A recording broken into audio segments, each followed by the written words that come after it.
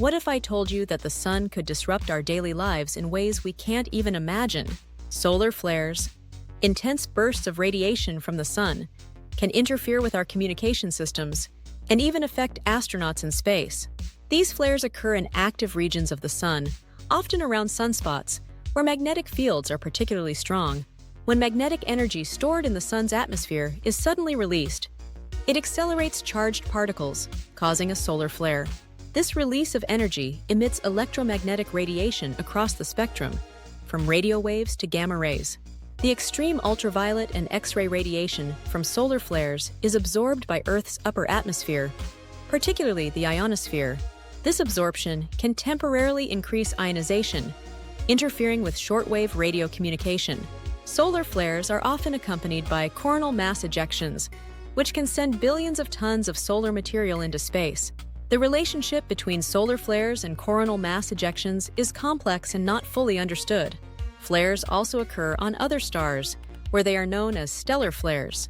The frequency of solar flares varies with the 11-year solar cycle, ranging from several per day to less than one per week. More powerful flares are less frequent. For example, X10 class flares occur about 8 times per cycle. Solar flares can be classified based on their peak flux in soft X-rays, with classes ranging from A to X. An X2 flare is twice as strong as an X1 flare, and an X3 flare is 3 times as powerful.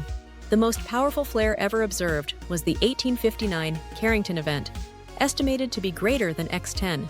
Modern instruments like the GOES satellites continuously observe the sun in soft X-rays, providing valuable data on solar flares.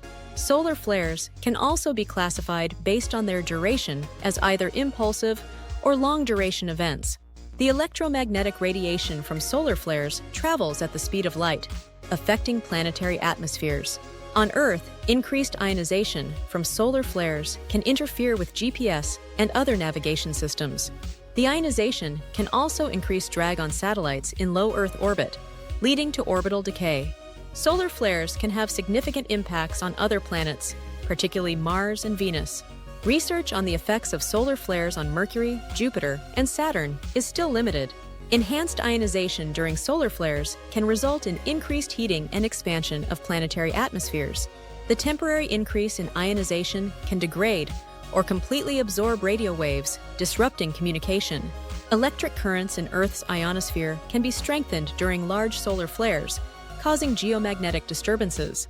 These disturbances, known as solar flare effects or magnetic crochets, are relatively minor compared to geomagnetic storms. For astronauts, the radiation dose from solar flares is a concern, particularly the particle radiation associated with solar particle events.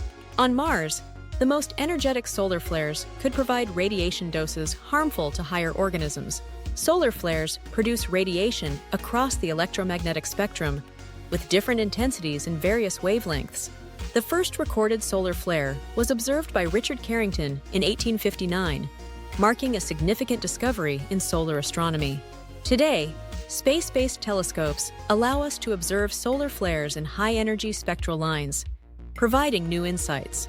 Stay curious and keep exploring the mysteries of our sun and its powerful solar flares.